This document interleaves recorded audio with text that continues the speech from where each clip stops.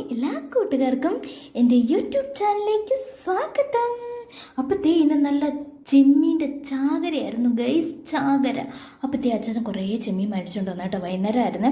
നമ്മളങ്ങോട്ട് വാഴയില അങ്ങോട്ട് വെട്ടിയിട്ടതേ മമ്മി അതിനെ ക്ലീൻ ചെയ്യുന്നതായി കാണുന്നത് കേട്ടോ. ഫസ്റ്റ് നമ്മളിന്ന് തലയൊന്ന് കട്ട് ചെയ്യും കേട്ടോ. എന്നിട്ട് തന്നെ നന്നായിട്ടൊന്ന് വെള്ളത്തിലിട്ടതേ ഇതുപോലൊന്ന് കഴുകിയെടുക്കും കേട്ടോ. കാര്യം എന്താണെന്ന് വെച്ച് കഴിഞ്ഞാൽ എവിടെല്ലാം കിടക്കുന്നതായിരിക്കും അല്ലേ. അപ്പം നമ്മളൊന്ന് ജസ്റ്റ് ഒന്ന് വാഷ് ചെയ്തതിന് ശേഷമാണ് അതിൻ്റെ തോട് പൊളിക്കുന്നത് കേട്ടോ. അങ്ങനെ നന്നായിട്ട് വാഷ് ചെയ്യും. അങ്ങനെ തോടെല്ലാം പൊളിച്ചത് ഈ ഒരു പരുവത്തിലാക്കി നമ്മൾ എടുത്തിട്ടുണ്ട് നമ്മുടെ ചെമ്മീനെ കേട്ടോ. എന്നിട്ട് നമ്മൾ ഇതിനെ എന്ത് ചെയ്യാൻ പോവാണ്, തേങ്ങാപ്പീരയൊക്കെ ഇട്ട് പറ്റിക്കാൻ പോവാം. അപ്പം അതിന് വേണ്ട ഇൻഗ്രീഡിയൻസ് എന്താണെന്ന് നോക്കാം. പച്ചമുളക് വേണം, നമ്മുടെ സവോള കുരുകുരാന്നരിഞ്ഞത് വേണം, പിന്നെ ജിഞ്ചർ ഗാർലിക് പേസ്റ്റ് വേണം, അതോടൊപ്പം തേങ്ങ ചിരണ്ടിയത് ഒരു തേങ്ങാമുറി മതിയായിരിക്കും കേട്ടോ. ഒരു തേങ്ങായും കുറച്ച് ഉപ്പും മുളക് പൊടിയും മഞ്ഞൾപ്പൊടിയും ആവശ്യത്തിന് കുടംപുളിയും കേട്ടോ. നമ്മൾ പാകം ചെയ്ത് എങ്ങനെയാണെന്ന് നോക്കാം.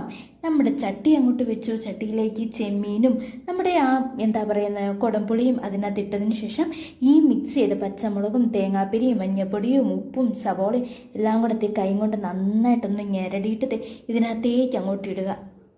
ഇട്ടിട്ട് തന്നെ എടുക്കണമെന്നറിയാം. നമ്മുടെ ബാക്കി ചെമ്മീനും കൂടെ അതിനകത്തോട്ട് ഇട്ടതിന് ശേഷം ഇത് നന്നായിട്ട് നമ്മൾ അങ്ങോട്ട് ഇളക്കണം.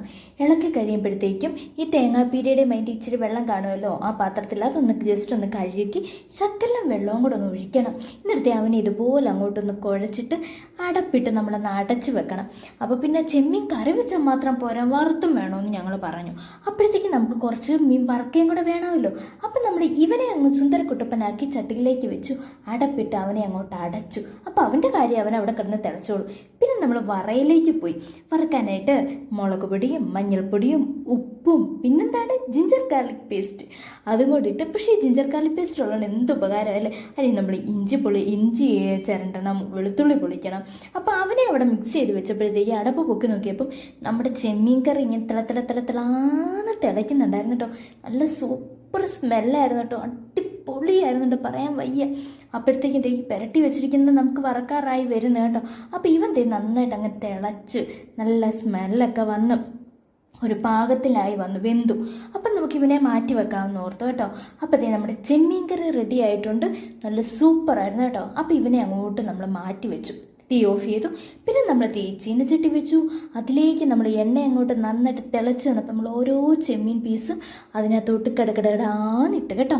നമുക്ക് പിന്നെ ചെമ്മീൻ വറുത്തത് ഞങ്ങൾക്ക് മാത്രം മതിയായിരുന്നു, എന്ന് വെച്ചാൽ മമ്മിക്കൊന്നും വേണ്ടായിരുന്നു. അപ്പോൾ കുറച്ച് ചെമ്മീനെ വറുത്തുള്ളൂ കേട്ടോ. അപ്പോഴത്തേക്കും ചെമ്മീൻ ഇങ്ങനെ ചില ആൾക്കാർക്ക് ചെമ്മീൻ അലർജി ഉള്ളവരുണ്ട് അല്ലേ. ചിലർക്ക് ചൊറിച്ചില്, ചിലർക്ക് വയറുവേദന, അങ്ങനെ അലർജി ഉള്ളവർ ഒരുപാട് പേരുണ്ട്. ചെമ്മീൻ കൂട്ടിയ അലർജി ഉള്ളവരല്ലേ. അങ്ങനെയുള്ളവരൊന്നും കൂട്ടരുത് കേട്ടോ. അപ്പോൾ ഇതുപോലെ ചെമ്മീൻ അങ്ങോട്ട് നമ്മൾ വറുത്ത് എടുത്ത് കേട്ടോ. നല്ല ഫ്രൈ ആയിട്ട് വന്നപ്പോൾ അവനെ അങ്ങ് കോരിയെടുത്ത്. അപ്പോൾ എന്നിട്ട് ഞങ്ങൾ സുഖമായിട്ട് രാത്രി നല്ല ഫ്രഷ് ആയിട്ട് ചോറുണ്ട് കേട്ടോ, നല്ല ചൂടോടെ.